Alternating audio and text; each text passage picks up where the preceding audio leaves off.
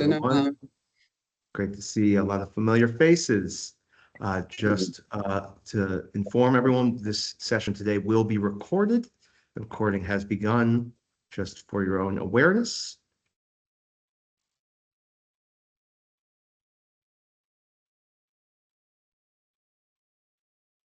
I'm just making sure we got the right presentation.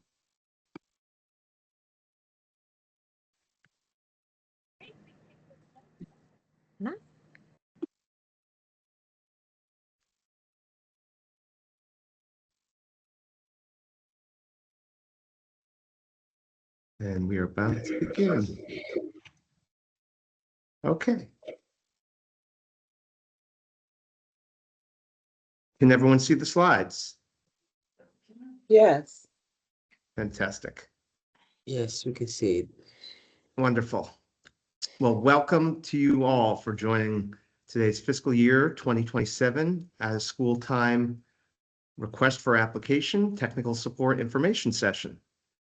Today, we're going to cover several grant competitions that will be open for your applications that opened actually last Wednesday, April 22nd. And we will be covering the out of school time, small nonprofit, community-specific coordinating entity, and the My Out of School Time DC competitions, in addition to college and career prep. So first off, to tell you all, for those who might be new to the OST office, the Out of School Time office, I'm going to tell you a little bit about who we are. So the Office of Out of School Time Grants and Youth Outcomes is located within the Office of the Deputy Mayor for Education, within the Executive Office of Mayor Muriel Bowser. The OST office, as it's known for short, is also part of a larger network called the Learn 24 Network, made up of out-of-school time affiliated government agencies such as DC Public Schools, DC Public Charter Schools, as well as out-of-school time providers that support, fund, and or provide high-quality out-of-school time programs throughout the District of Columbia for district youth. A little bit about our vision. The vision of the OST office is to ensure that children and youth across the district have equitable access to high-quality out-of-school time programs. The purpose of our office is to support equitable access to high-quality out-of-school time programs for district youth throughout coordination amongst government agencies, targeted grant making, data collection, and evaluation, along with the provision of training, capacity building, and technical assistance to OST providers, such as yourself. I will kindly ask if everyone can remain on mute during the presentation. We will have an opportunity for questions at the end of the presentation, just to ensure that everyone can hear. If you could please remain on mute. Thank you so much. Appreciate it. So first off, we are going to cover the grants. This is why you all are here today. For fiscal year 2027, the OST office has launched its request for applications for 7 out-of-school time grant competitions for FY27, as you can see here. During today's technical support information session, we're going to discuss the first 5 competitions listed above the green line. If you are interested in the SCDC Thrives grant competition, a separate tech support information session will be taking place tomorrow on Wednesday, the 29th, and on Thursday, Wednesday, the 30th, we will be providing technical support for those interested in youth scholarships.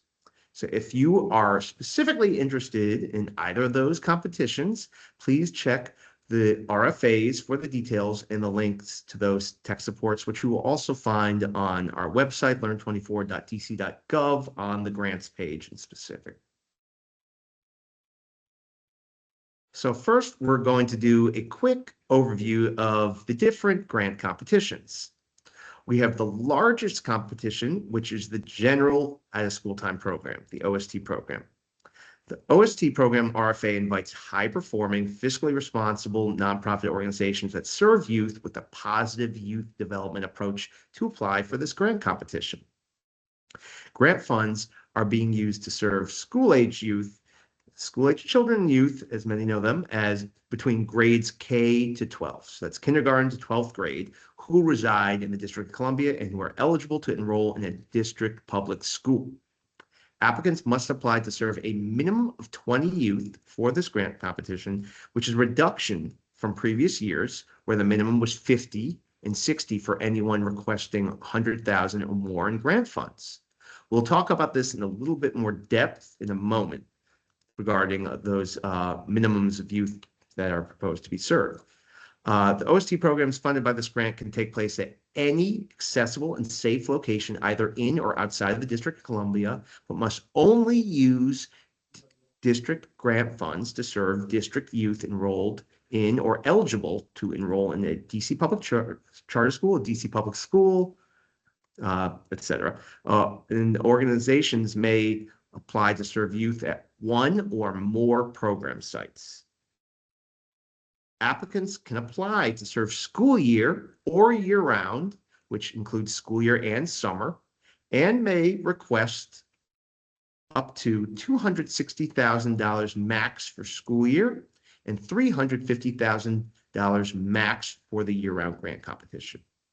I did just see a note from my colleague, Mr. Marcus Shaw, in the chat, and we do want to inform you all that unfortunately, any form of artificial intelligence AI note takers are unfortunately not permissible for usage within a district government public meeting. So if you are utilizing any sort of AI note taker, please remove them as a participant. And our staff, if anyone online can support that process, I would appreciate if anyone can remove them from the participants. So just as a reminder, no AI note takers, unfortunately, during this meeting. So we will proceed with our next slide. This next grant competition is similar to the OST program with the exception of the minimum number of youth to be served, which is 15 youth for the grant period, for the proposed grant period, and the total amount of grant funds that applicants may request. In this case, $70,000 max for school year and $160,000 max for year-round grant opportunities. So if you're a small nonprofit and you are only seeking to apply for the school year, please note that your max award amount would be $70,000. And if you are looking to apply for a year-round, which includes school year and summer, your max award amount will be capped at $160,000. Similar to the OST grant fund program, it can take place anywhere in the district or outside the district as long as it's serving district youth, and you can propose to serve one or more program site. It's important to note that this grant is exclusively for small nonprofit organizations, which are organizations with an annual operating budget of less than $250,000 per year. So only organizations with an operating budget of less than $250,000 per year are eligible to apply for the small nonprofit grant. The OST office earmarks a specific amount of funding for this competition to ensure that we are supporting our city's small nonprofits. And I can speak personally as a former small nonprofit provider myself. This is a tremendous feat to provide such support for smaller organizations. Now we are going to shift to our community-specific coordinating entity programs, previously referred to simply as the coordinating entity program. Similar to the school time grant-funded program, the community-specific RFA invites high-performing, fiscally responsible nonprofit organizations that utilize a positive development approach to apply for this grant competition. But you must also be able to demonstrate an ability to coordinate youth programs at public housing, which is DCHA housing, temporary housing, such as DHS, or in high-needs communities. These grant funds are also to be used to serve school-age youth within grades kindergarten to 12th grade, and applicants must apply to serve a minimum of 20 youth per program period. However, these programs must take place on site, as I know, in a DCHA, that's DC Housing Authority Public Housing Community, DHS, Temporary Housing Community, or a CFSA, Child Family Service Agency, Family Success Center. As this grant is designed to serve these youth specifically within these communities.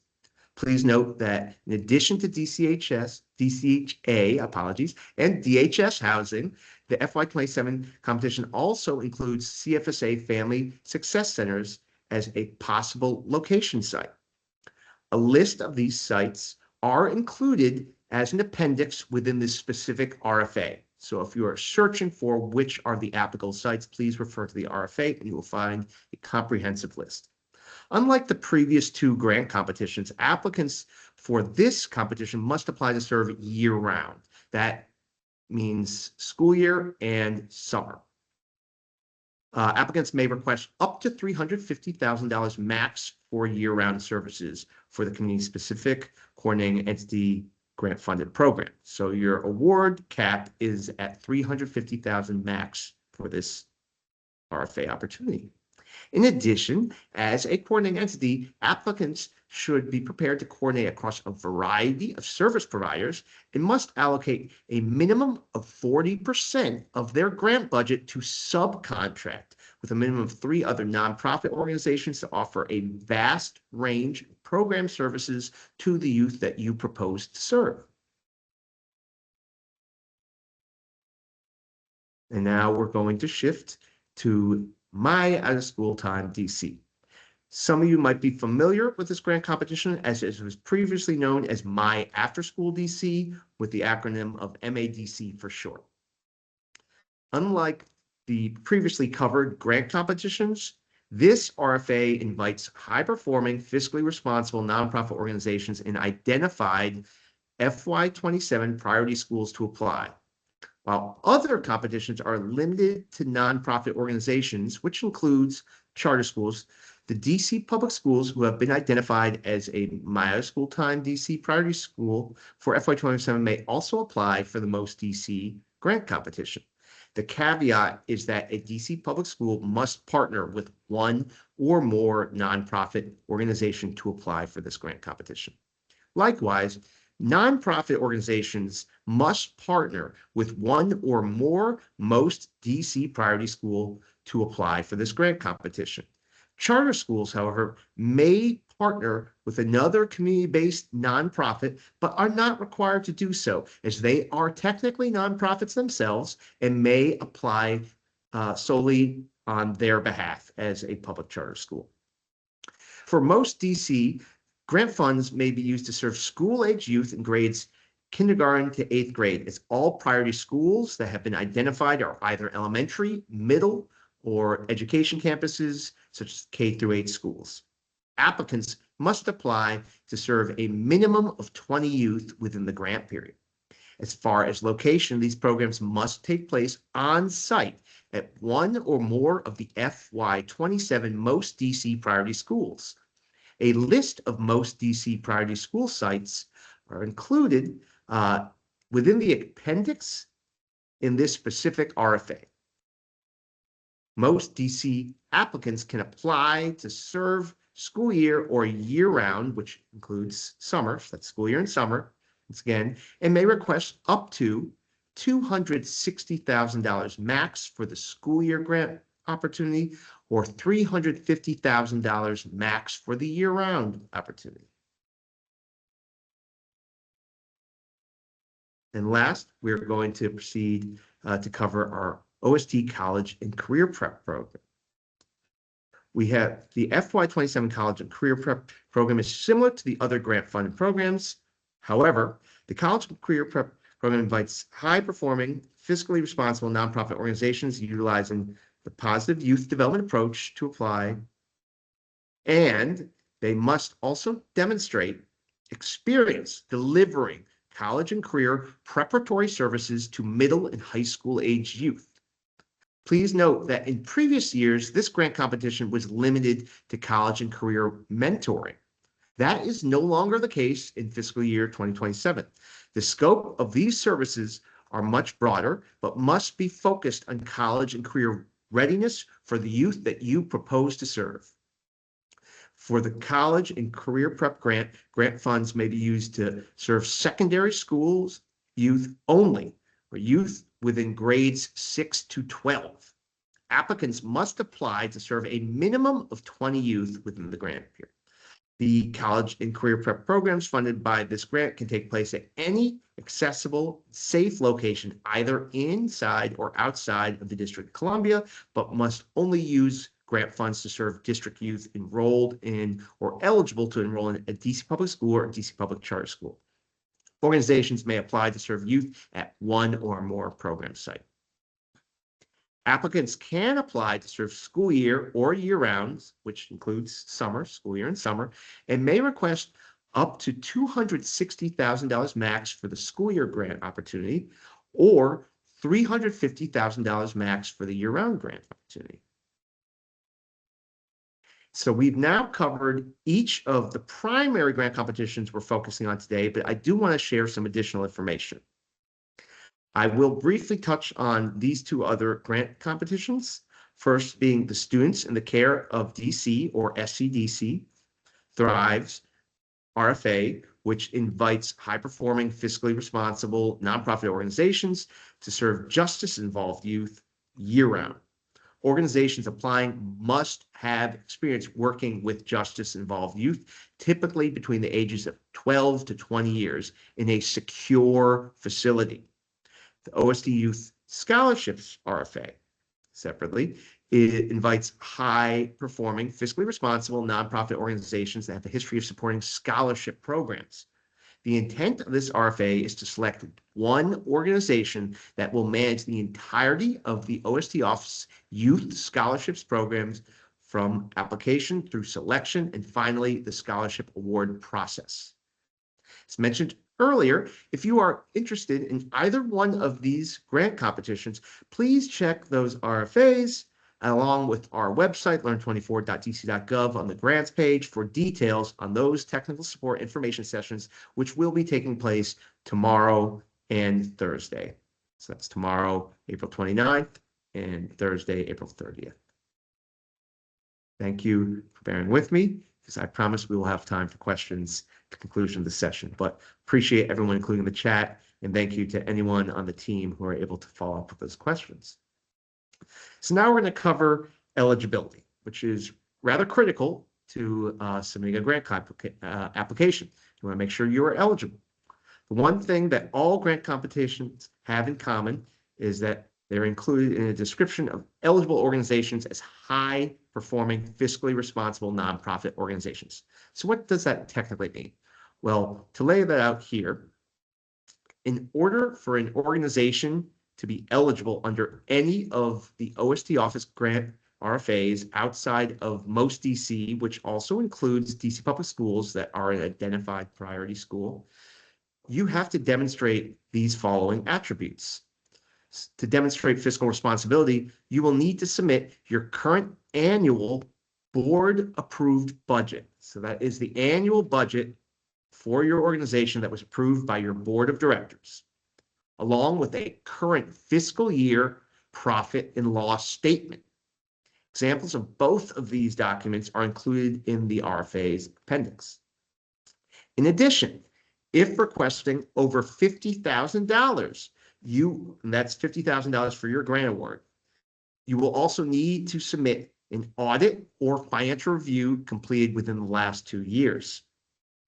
So an audit must be submitted for all organizations requesting $50,000 or more with an annual operating budget of $250,000 or greater, while a financial review will suffice for small nonprofits, those organizations, as I noted earlier, with annual operating budgets that are below $250,000.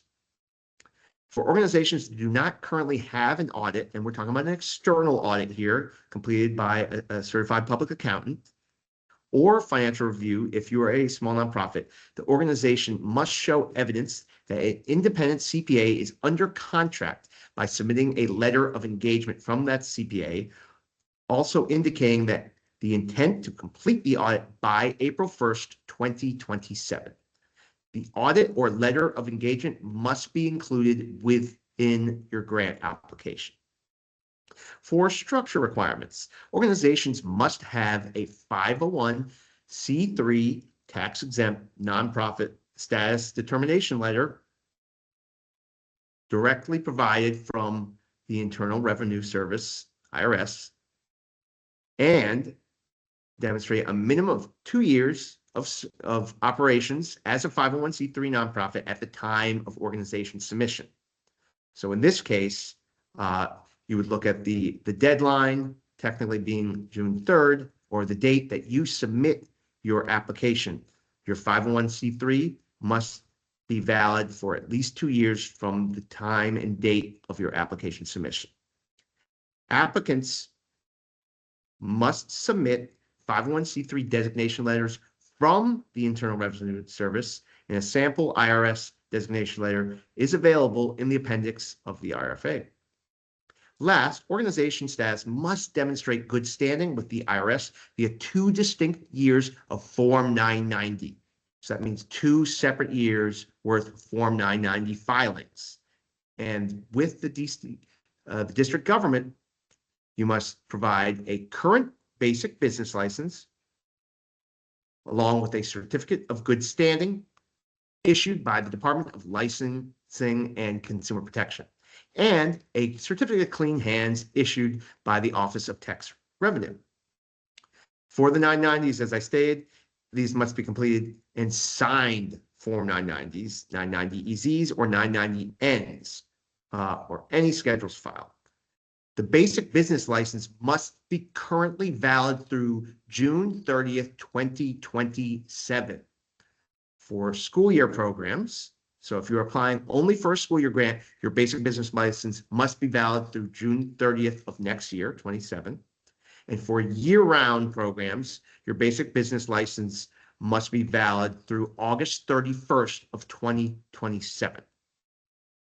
Now, please note, if your organization's basic business license is due to expire before the end of the program period, if awarded, the organization must renew the basic business license prior to expiration, and provide a copy to the OST office. The certificate of good standing and clean hands certificates must be dated within the past year, dated from May 1st, 2025 and forward.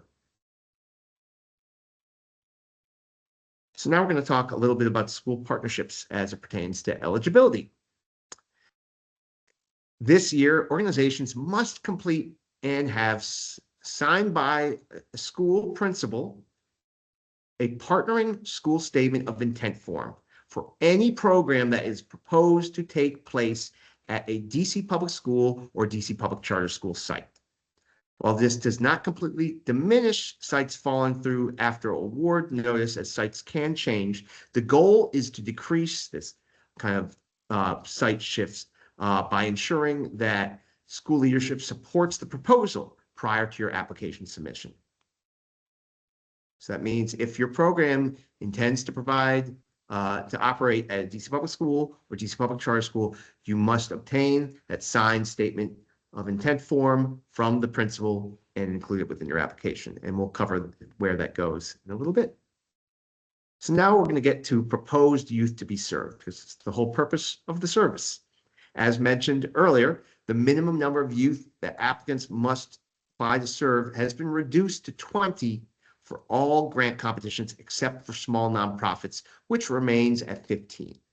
The intent of this reduction in minimum youth is to allow for smaller programs to apply for organizations to serve multiple smaller programs across the city. This is especially important as programs are searching for space and trying to meet the needs of the youth and or families they are serving and the communities they seek to serve. Please note that for year-round grant programs, the minimum for the summer is 20. So that means you must propose 20 within the school year and, of course, serve subsequent 20 in the summer, and 15 for small nonprofits. So that applies for small nonprofits, 15 in the school year, 15 in the summer. However, the same youth can be served both within the school year program period and the summer program period. To be clear, programs do not have to serve different youth during the school year and summer, but the same youth can be served year-round. However, you can serve different youth if you elect to do so. So now we're going to cover cost per youth and how applicants can approximate what they're looking at when they're budgeting and drafting their applications. By allowing for a reduced minimum number of youth to be served, we are also allowing for a higher potential funding amount. It should not automatically lead applicants to apply for a higher amount for fewer youth, however. So please note that your cost per youth must be justifiable. So while we do not require you to follow this specifically, we have provided some funding tier guidelines here. The funding tier guidelines provide a scale that offers roughly 2,500 per youth for school year programs and 5,000 per youth during the summer. So you can see on the left here, the recommended guidance is to serve 20 to 29 youth during the school year at $50,000, which you can see on the right goes up to $150,000 for the same number of youth when the program is year-round. Also, I should note that for small nonprofits, the approximate per youth rate demonstrated in the recommended funding tiers is bumped up to $3,500 per youth for the school year and $6,000 per youth during the summer, because we do know that small nonprofits can incur greater costs. Again, this is just a general guideline. You do not have to stick to these specified amounts, but it is exceptionally important that your costs per youth are detailed and clearly justified within your budget narrative forms. Especially if your costs per youth are on the higher end, you must provide succinct justification.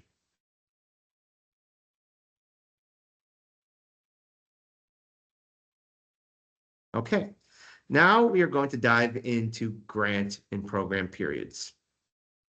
For the FY27 grant period, and for the purpose of this RFA, we have alignment with the district government fiscal year, which many of you know also aligns with the federal government's fiscal year, which technically begins October 1st, 2026, and runs through September 30th, 2027. However, the program implementation period can fall slightly outside of that. So we will talk a little more depth about the timeline for program implementation. As a reminder, organizations applying to serve youth under the OST, small nonprofit, most DC or college and career prep grant programs may apply to serve as a school year or a year-round grant-funded program, whereas community-specific coordinating entity grant programs must operate year-round.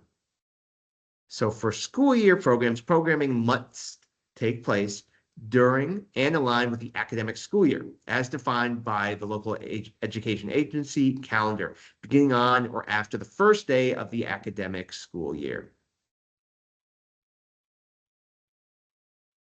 In this case, August 24th for fiscal year 27. So even though our fiscal year technically does begin on October 1, we do allow programming to begin as early as the first day of school.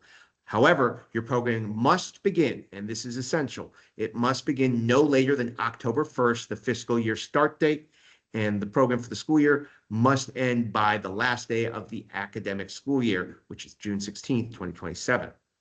For year-round programs, programming must also take place during and align with the academic school year, as defined by the local education agency calendar, LEA calendar for short, and continue throughout summer break. So beginning on or after the first day of the academic school year, no later than October 1st, 2026, and ending no later than the last day of summer break, prior to the first day of the following academic school year, which would be August 21st, 2027.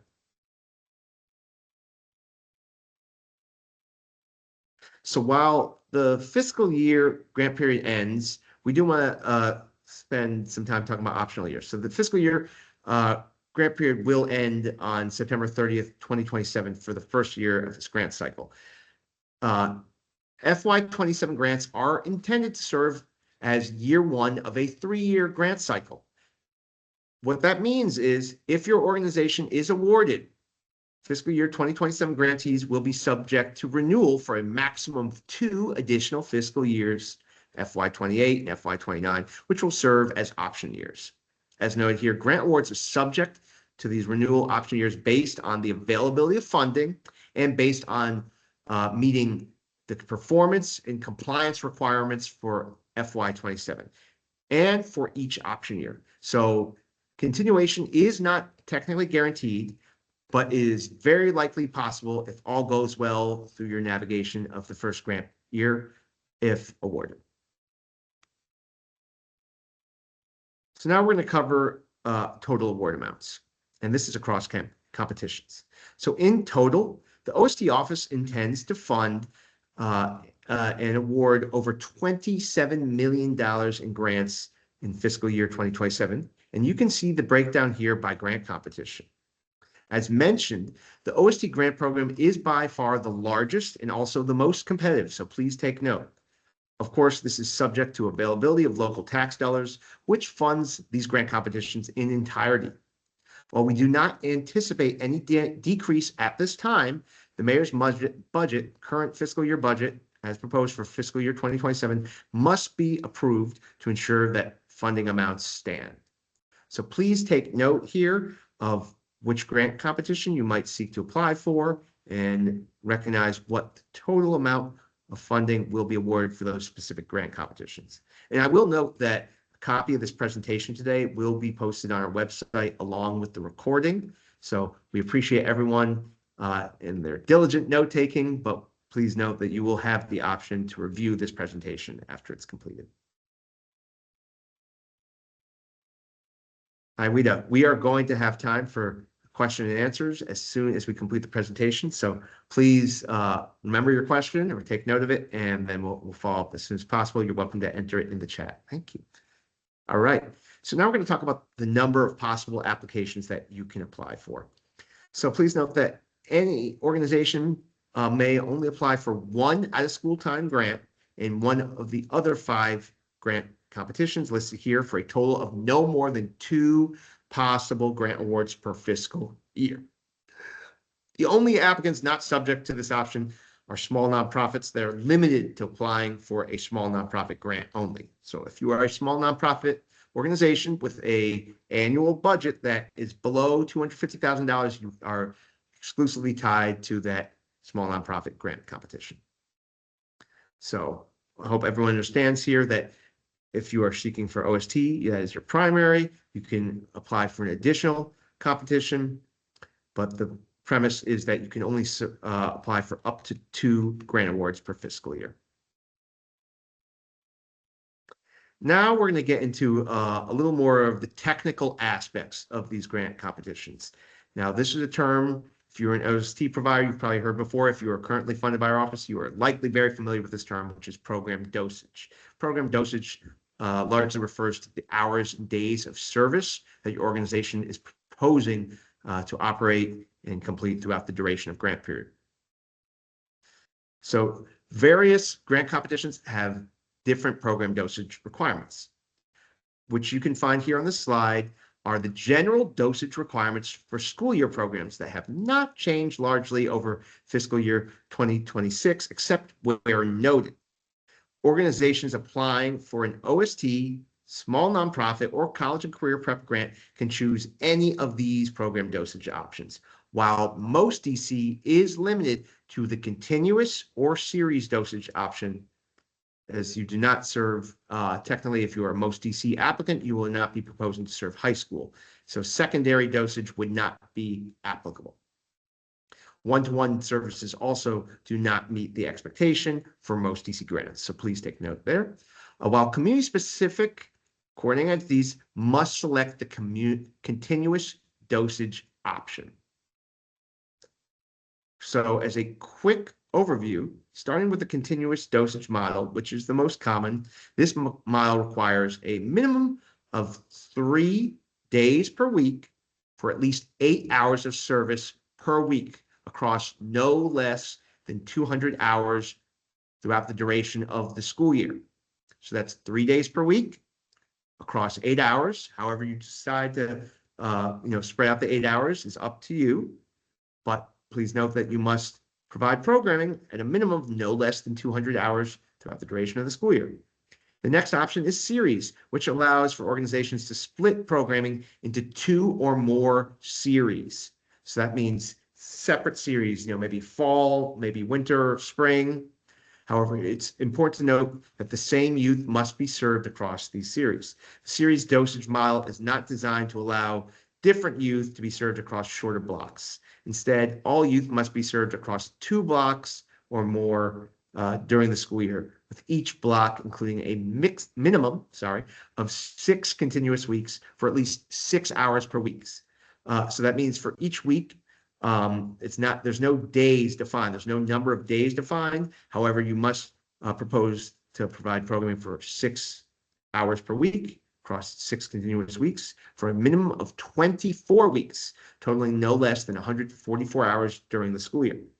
The only difference here is that we previously allowed 18 weeks, and this has now been increased for FY27 to be more comparable with the other dosage options. Next, we have a new option, which is for organizations applying to serve high school age youth in grades 9 to 12 exclusively. So it allows for a reduced minimum, as we know that elder youth often have competing out-of-school time responsibilities, so that you are proposing to serve youth at minimum for 4 hours per week for a minimum of 25 weeks, totaling no less than 100 hours throughout the duration of the school year program period. This is designed to accommodate the variety of activities high school youth are involved in throughout their out-of-school time engagement, and a result of extensive feedback from our existing grantees and out-of-school time providers throughout the district. Last, we have the continuous one-to-one program dosage model, which is for organizations that propose to offer one adult to one youth services. So that's such as mentoring or personalized tutoring, specified individual music lessons, etc. So for those organizations, all youth must receive a minimum of 1 day per week, which takes place for at least 2 hours per week for one-on-one services for a minimum of 25 weeks, totaling no less than 50 hours during the school year.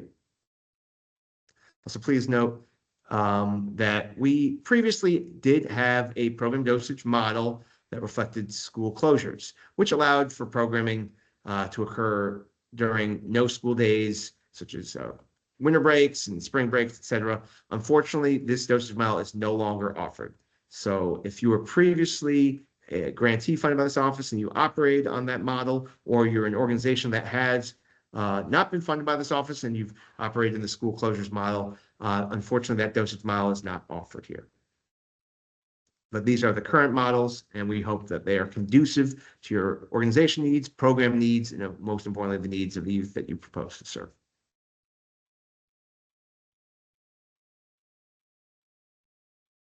Okay, now we're going to talk a little bit about dosage requirements for summer.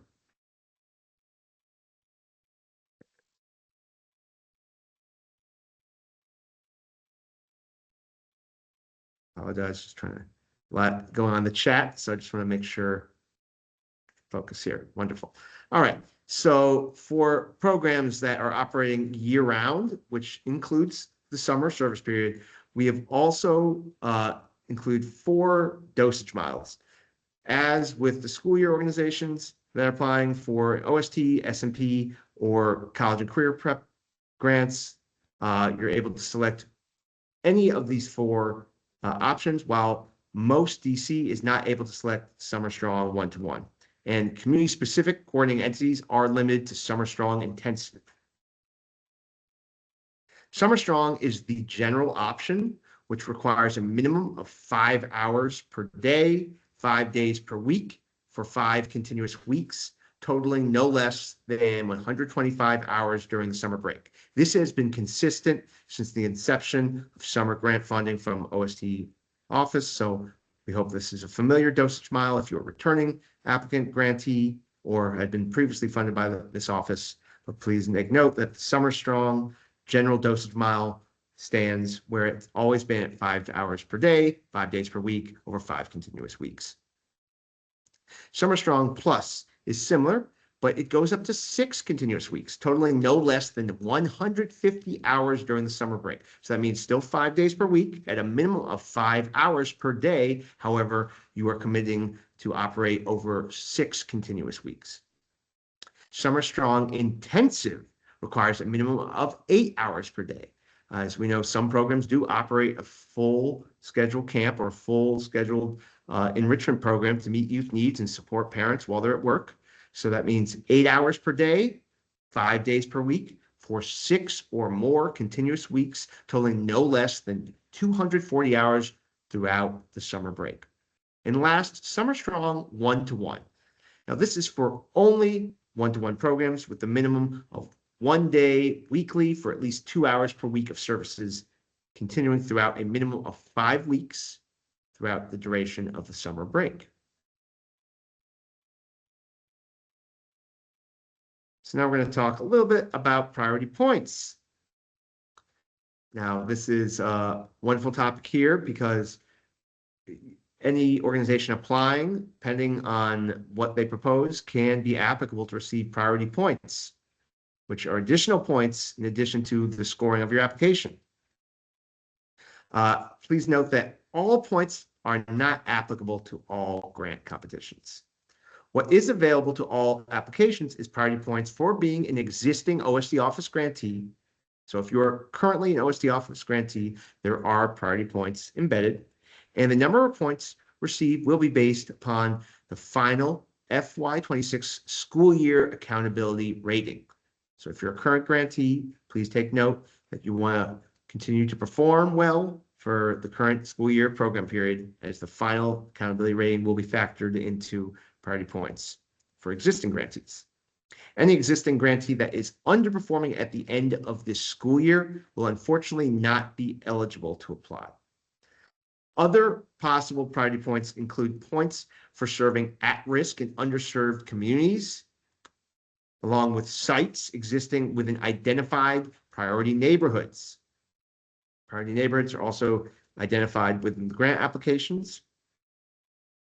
Programs serving middle school youth, minimum of 20 middle school youth for programs that serve beyond middle school, and for providing additional days and hours of programming beyond the dosage requirements during the school year. So depending on your application here, on if you're an existing grantee, if you're proposing to serve at-risk youth, you can see there is a factor of points there, a range that goes from 0.25 to 7 points based upon which population you're proposing to serve, along with those priority neighborhood clusters. And then we have our middle school programs, our additional days of service. So just like summer, which we're going to get into, and our additional hours of service.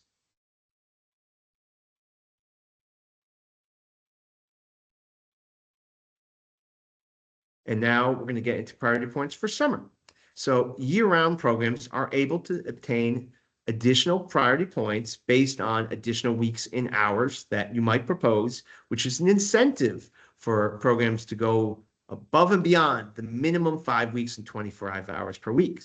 So if your program is proposing to provide additional weeks of service, you can receive up to 2 points based on how many weeks you're proposing to serve, and additional hours of service, up to 2 points. Same caveat there, depending on how many hours you are proposing to serve additionally. So now we're going to cover the grant applications, the fun part. So as you might have read the RFA, or as you might have seen on our website, to apply for this grant application, you must utilize the RFA portal, the OST Office Learn24 RFA portal, which is learn24rfa.citspan.com. If you are a current grantee, you are likely familiar with this RFA portal. However, you might have changed personnel. It's possible you might have to change login credentials. If you are a new organization, have never applied for OST Office grant before, you will need to establish login credentials on this page here. So if you're a new applicant, you must create an account.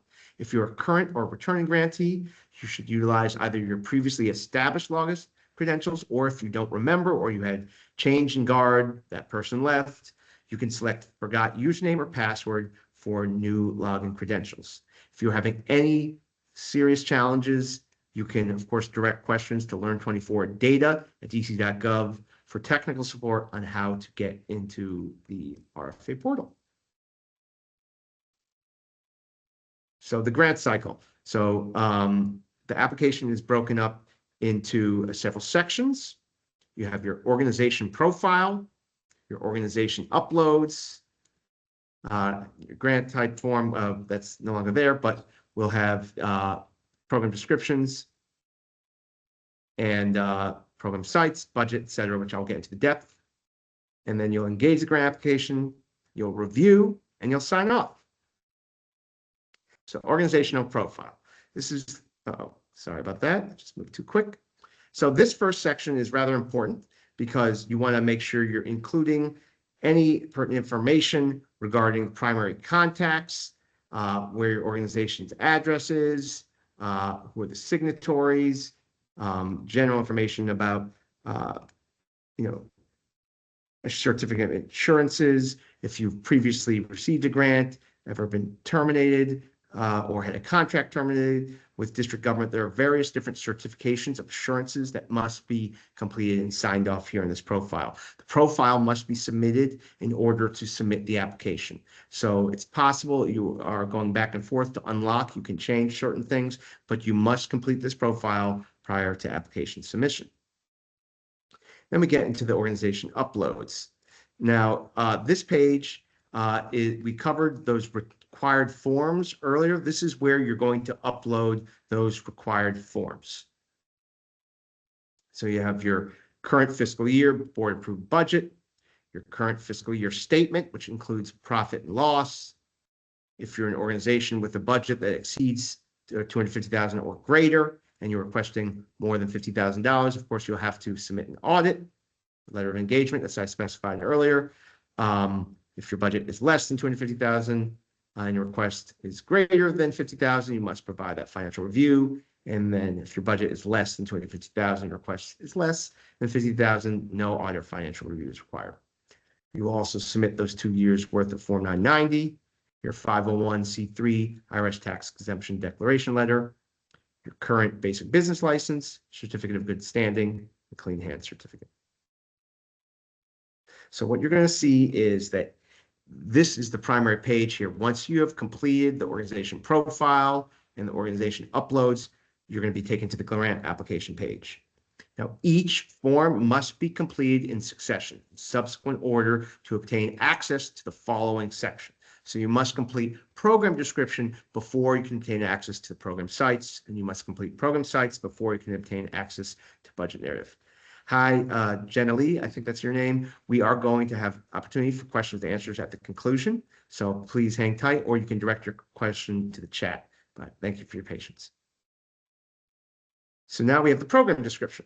So please make sure you pay attention to each specific section and complete them within the required character fields. You're going to want to indicate the name of your OST program and the selection of the grant competition here that your organization is seeking to apply for.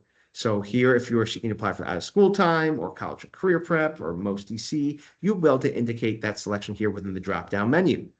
If small nonprofit, that will be your only available option.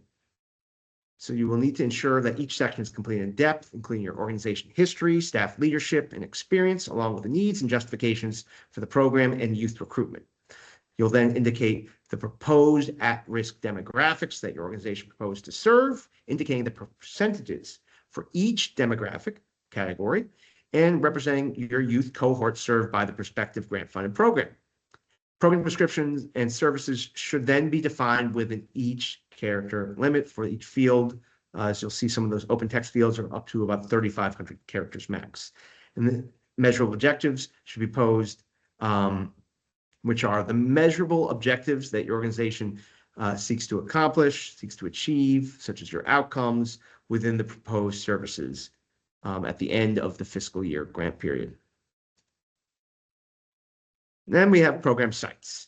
So for grantees proposing services at DC Public School or DC Public Charter School, you will need to include a statement of intent form here signed by the principal of the partner school. You will complete each section indicating the service period to be served at each site and ensure the total number of youth is specified by program site and then specified by service program period. So you will indicate that site location, the type of facility. You'll have drop-down menus to support the type of facility, whether it's a community-based site. Let's say you're at a community center, you're at a Boys and Girls Club, you're at a church. or you're a school-based site, it will have DCPS sites, it will have charter sites. It's available in the specific site for you to indicate within this form here. And we have support and sustainability.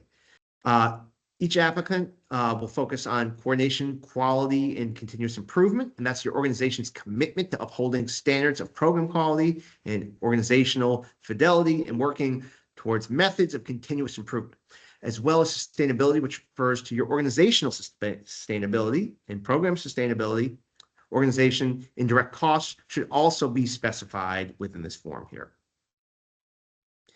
And then we get to the budget, which is the most exciting part, the final chapter of the application. So you want to ensure as an applicant that each proposed expense category includes a narrative justification. Indirect costs must be indicated along with the justifications for cost per youth, cost per hour, and cost per youth. As you saw in the previous slides, we provide some tiered guidelines, but you must provide that succinct justification within your budget narratives. You want to pay attention to that indirect cost indication, whether your organization has a NICRA or not, and details on the grant expense alignment with the activities that you propose, and of course, those justifications on cost per hour and cost per youth. And finally, you get to the sign-off page. Now, prior to sign off, we strongly encourage to review your application in depth. Please refer to the scoring rubric when reviewing each section. And then once you've had all eyes on the application and you're ready, you will complete sign off when you're ready for submission.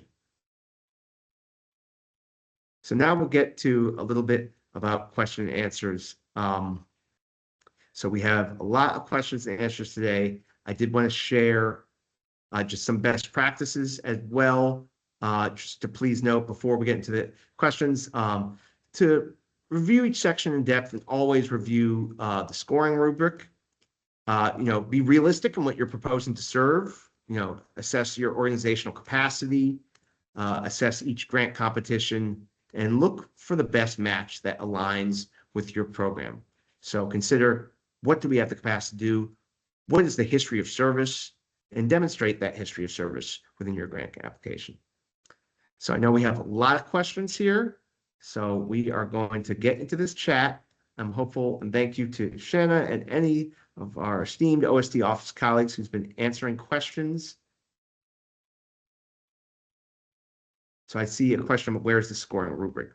The scoring rubric should be included in the grant application, the actual RFA document, as well as on the learn24.dc.gov grants page.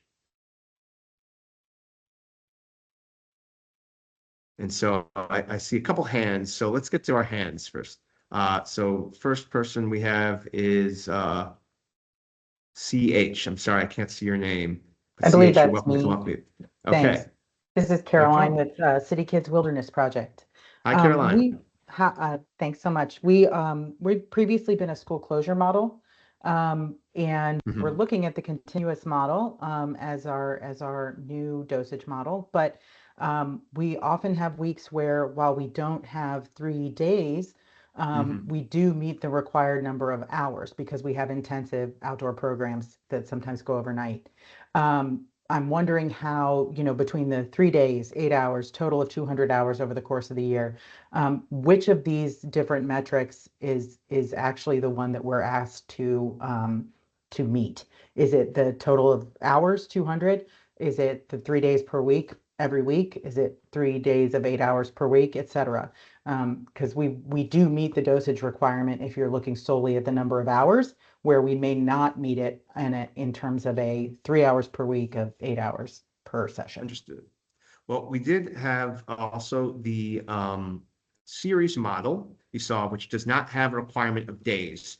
The continuous model does have a requirement of 3 days per week. However, we do have a series model, which is a minimum of 6 hours per week. So over the duration of 24 weeks. So you might want to just look at each dosage model in depth and see which best aligns with your capacity of service. Because it sounds like continuous might not be the best fit if you cannot commit to 3 days per week.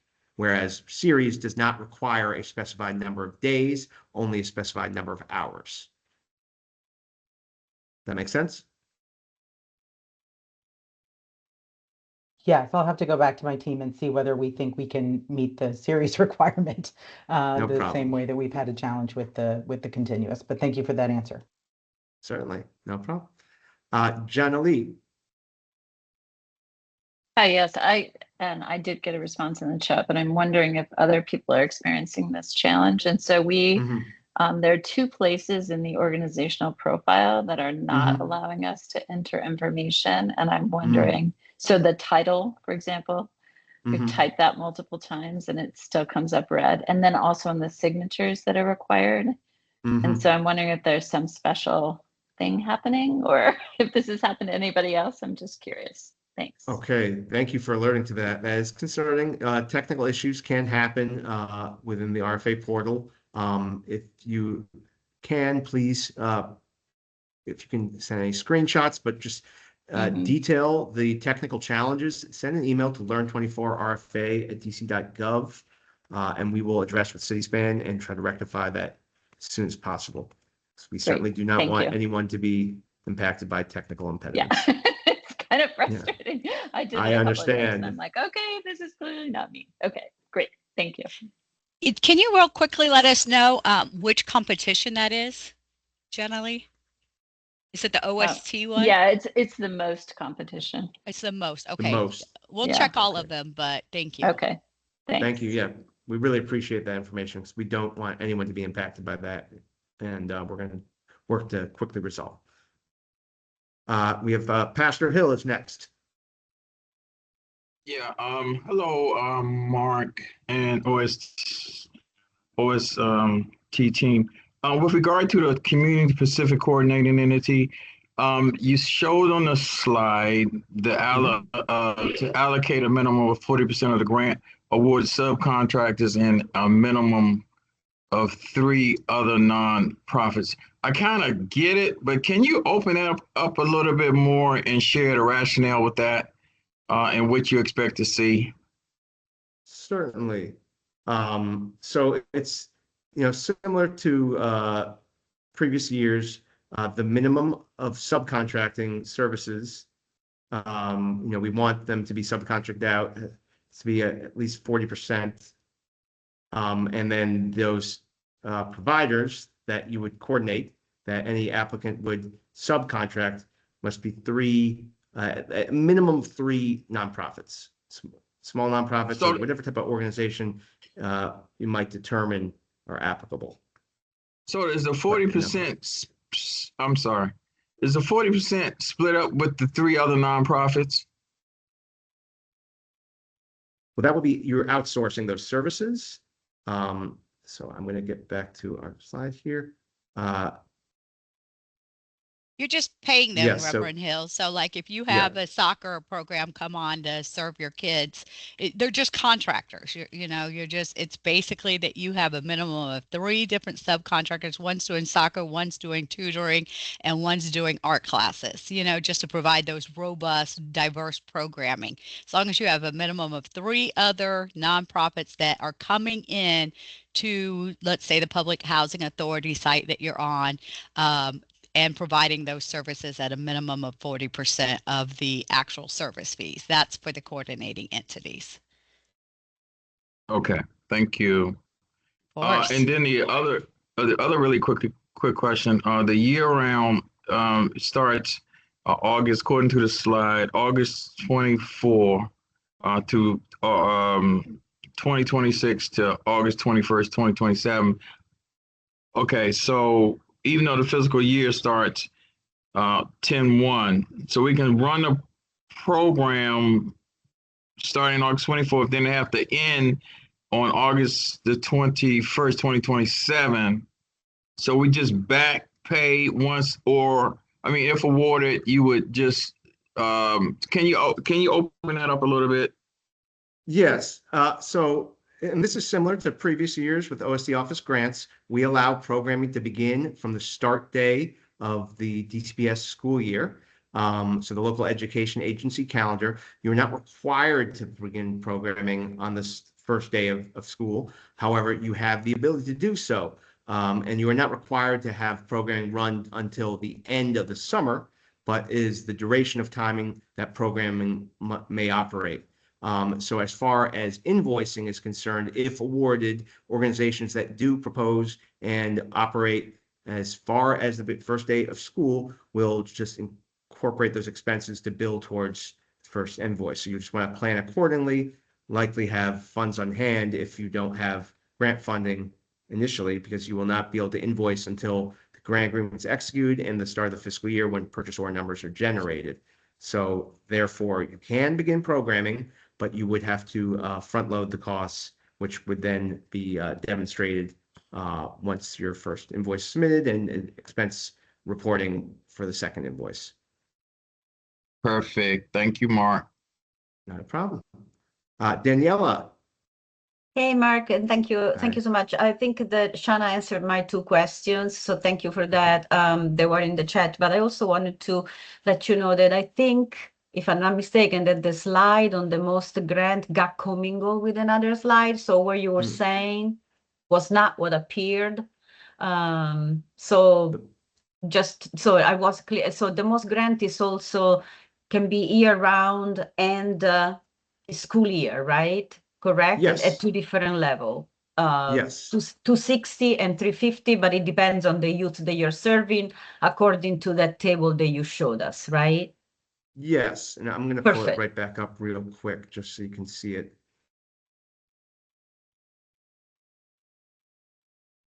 So it's loading the presentation. Sorry, my computer's a little slow. Yeah, no, don't worry. I wanted to let okay. you know in case you can review it and maybe change it if you're sending the thing out, you know, Yes.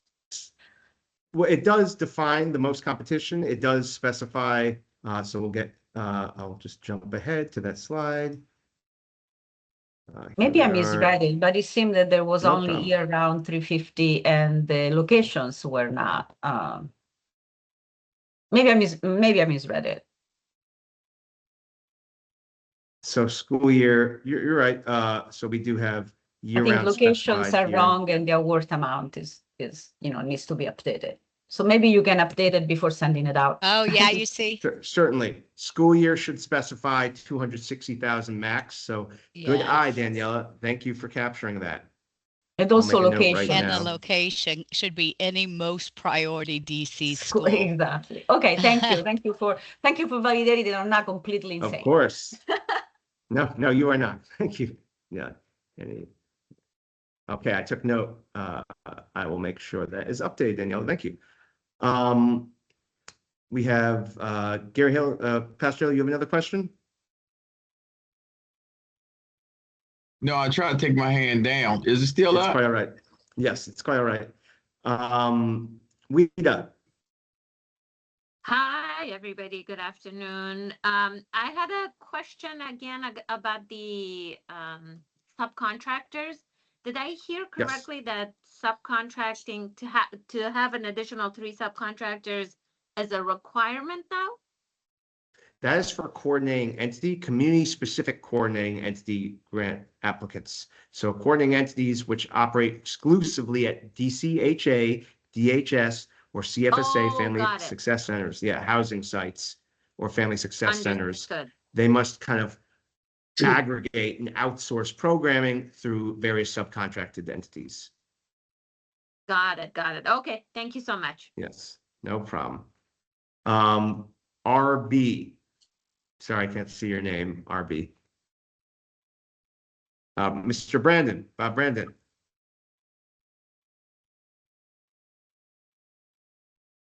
you have a question, Mr. Brandon?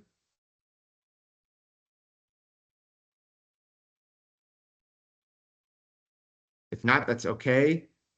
We got another, is that another question from you, Pastor Hill? Is that another GH? No, sir. Hi, no. it's Bob Brandon again. Sorry, I Okay. couldn't get off mute.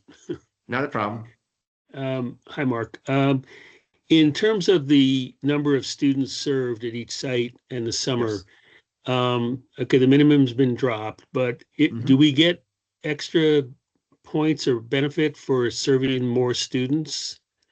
So I don't see that specifically. Could you That's a great point. So if you recall, we have tiered guidelines, and I'll go back to that slide. But basically, we're not providing priority points for serving more youth, but it is tied to the funding request. So the number of youth you propose to serve should correlate with your funding request. Got it. Right. Okay. So that way Thank you wouldn't be requesting $350,000 to serve 20 youth, for example. Yep. Thank you. Certainly. I think we had another question. I'm here, Mark. Yes. Yeah. So thank you, Mark, for this great presentation. And hi, everyone. So we actually offer program to a wide range of participants, including middle and high school. And but most of our high school participants, they need more one-on-one for the college prep. Resume writing, and we actually offer just as a plus and extra, because when we gather all our participants, we cannot do the one-on-one. So we always try to get that maybe during the week, whenever they call us to help them. So can we just split or add one more proposal just for the one-on-one, for and do our leadership and career exploration as usual for the middle school participant. They need more leadership than career prep for high school. That's a great question. So you are able to apply up to 2 grants, and I'm going to go to this slide here where you can see that you could technically apply for an OST grant and a college and career prep grant, which is one-on-one. And just note that college and career prep grant would be exclusively one-on-one. Okay. So that if awarded, that would be 2 separate grant-funded programs. Okay. Thank you. Thank you. I think we're all good on questions. I haven't seen the chat. I think I've got all of them. Yep. Amazing. Unless someone Actually, so sorry, one question related to the previous question. If we're trying to put in for 2 grant applications, one for our general OST and then one for college and career. Yeah. Are those students need to be distinct students, or can they overlap? So you said if you want to apply for 2 separate grants, can they be distinct students or can they overlap? Correct. Ideally, you should be proposing to serve distinct groups of youth for each grant-funded program. Okay. It can be the same youth if it is different times and or services. It needs to supplement. So you can't the distinction is it cannot supplant. But if you're offering, let's say you're offering an art program through the OST, but then you're going to offer a college and career program through the college and career prep, those can be the same youth as long as they are distinctly different programs. Right. The model of the programming. Got it. Thank you so much. Of course. Hey, Shanna, sorry, just piggybacking on that. This is Simon from Open Goal Project. Just to clarify, because I had asked a similar question before. If we had high schoolers, for example, who were participating in the OST program, but as part of a college and career prep, as a component of that program was working with younger students in our OST program, would that cross over lines because it's part of that same program, but it's a different day and programming time than those high school participants participate in OST? Does that make sense? Yeah. Go ahead, Mark. I got a little lost with the program model.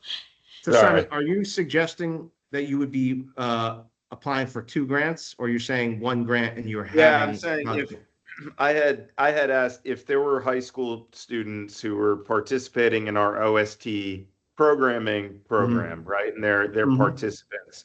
And then we were also going for a college career prep program that maybe included some workforce development elements where they're working with younger participants in the younger program for OST. would that be considered the same program, or would, if they're filling out in a work capacity, essentially, with the younger students? So different, they're doing distinct like services. workforce development type. Exactly. It's just would be with the programming, the OST programming for the younger participants. Yeah, I mean, Mark, I'll let you ultimately answer this, but from my perspective, that's allowable. That's a distinct program where you're now offering them workforce development or job readiness training outside of the services that they are receiving, direct services in the other program. It's a supplement to what the programming that they're participating in. Now they're participating in a separate program where they're getting workforce development training. As long as they're able to meet the minimum number of hours for each and their distinct services, distinct programming. You can't have an OST and a college and career prep and do college and career prep in both programs. And, Yep. Okay, thank you. Yep. Certainly. So we had Georgette. I think, is that it? I do have a question. Oh, go ahead. This is Terrence from the Alliance of Concerned Men. Peace, everyone. And so the way we're currently designed with MADC is that we provide after-school programming with conflict resolution.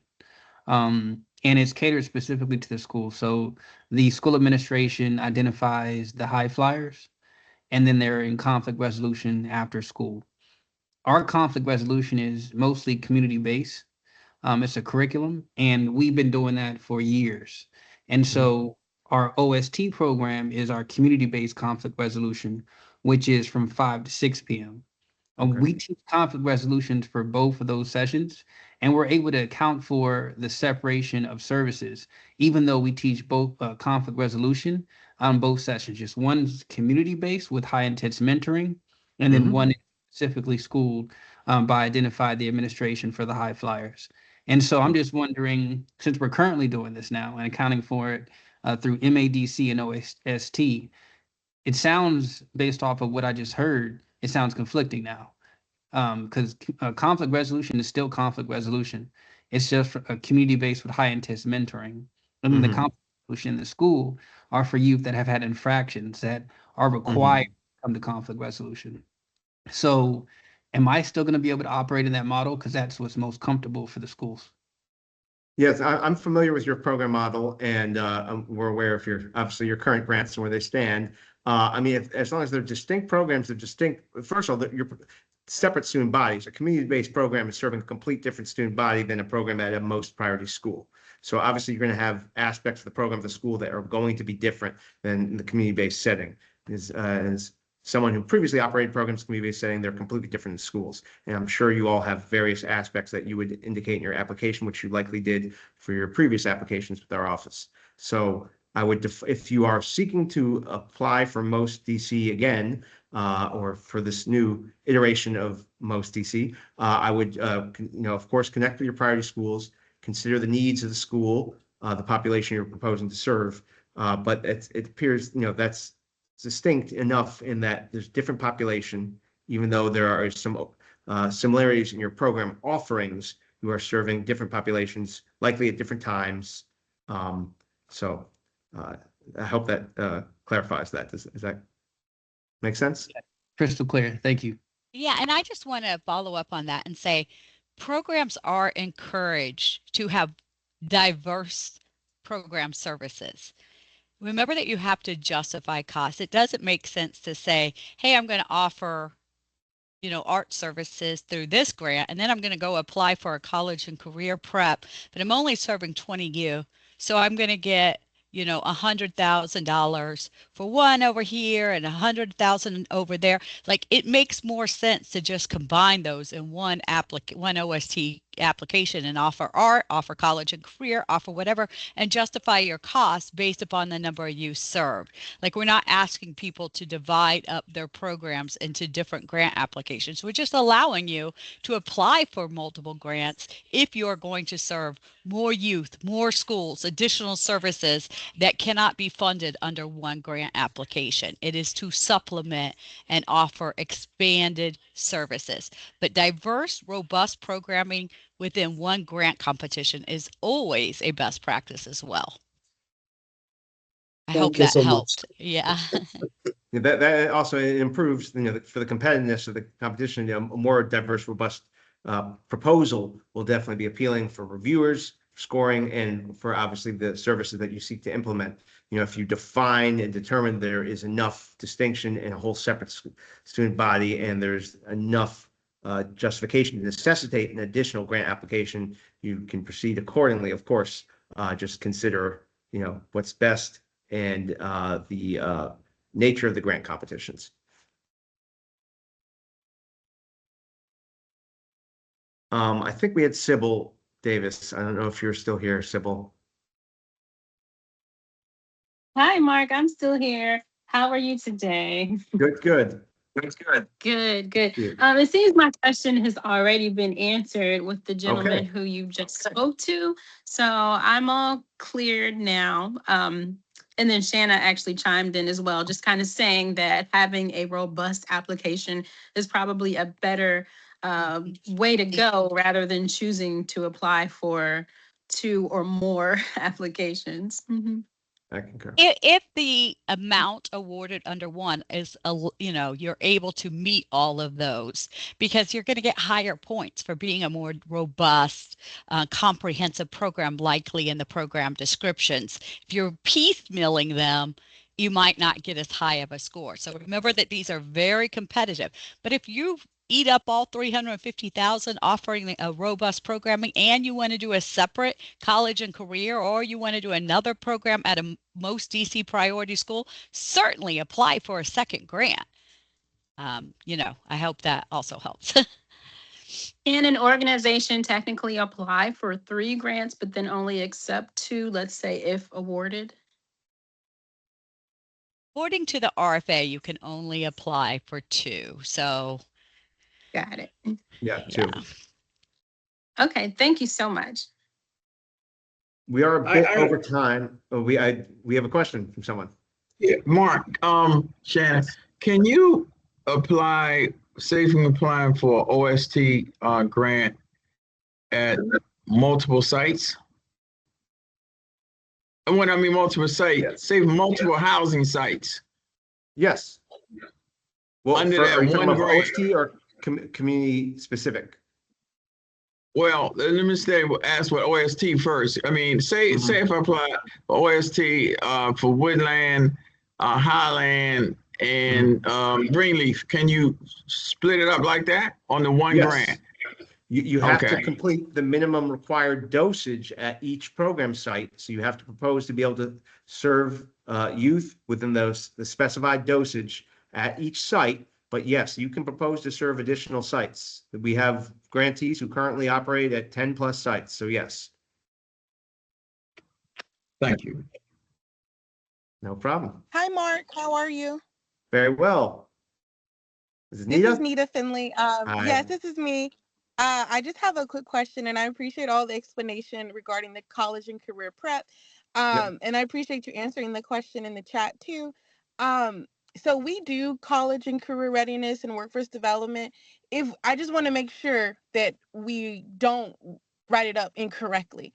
If we're writing it up in the regular OST grant, does the reviewer say like, wait, you guys have applied for the wrong application? You see Not at all. Not at all. Sure. Not at all. Your OST grant can include college and career prep services. It can include any type of out of school time service. Okay, I just wanted to make sure we weren't going to get penalized for being in the wrong category. No. The reviewer just wants to see, as long as you directly respond to the questions and represent the breadth of service and provide enough details, the quality of services that you're providing, they will not discount that. No. Thank you all. Thank you.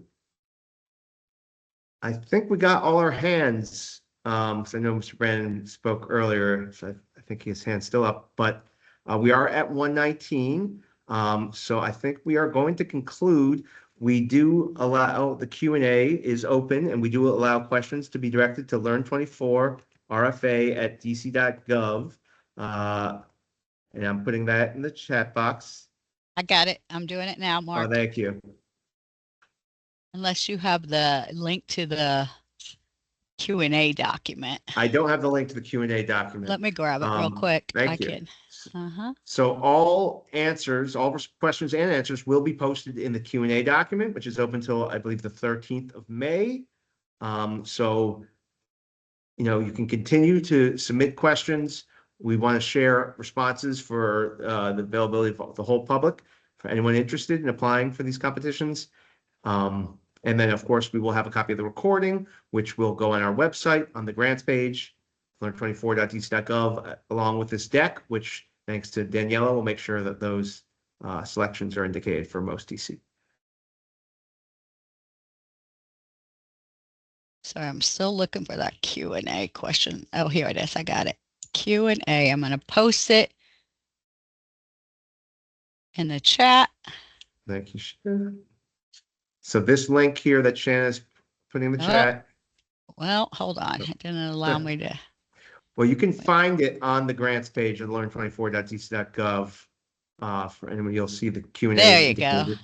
Thank you, Shanna. Okay, so this link here, you'll be able to check and you'll see questions as they're sent to our office. Questions and answers will be posted to that page. But thank you all so much for joining us today, for your interest in serving district youth as a prospective out-of-school time office grant-funded service provider. We are truly grateful for your interest and for your indelible service that you likely provide to so many youth throughout the city already. And we wish you truly the best of success in the application process. Please do not hesitate to reach out with any questions. We're hopeful to resolve any technical challenges, and we want to make sure that everyone is well-versed to understand how to apply and follow the best practices. So thank you all so much. Thank you, Nita. Thank you, Kendall. Thank you to all our returning current grantees, to any new applicants. Welcome. We encourage you to apply and look forward to seeing your applications. Have a great rest of your day. Take care, everyone. Thank you, Mark. Have a great day. Thank you, Sybil. Thank you, Mark. Bye-bye. Great day as well. Thank you. Take care. Jackie. Bye-bye, Jackie. Thanks, Mark. Thank you. Is that Quentin? Yes. Hi. Great. Thanks for joining us. Have a great rest of your day. Absolutely.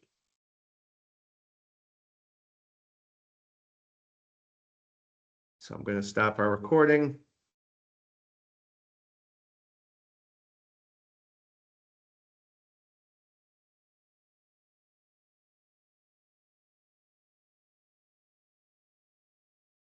Thank you, Carol. Thank you, Georgette.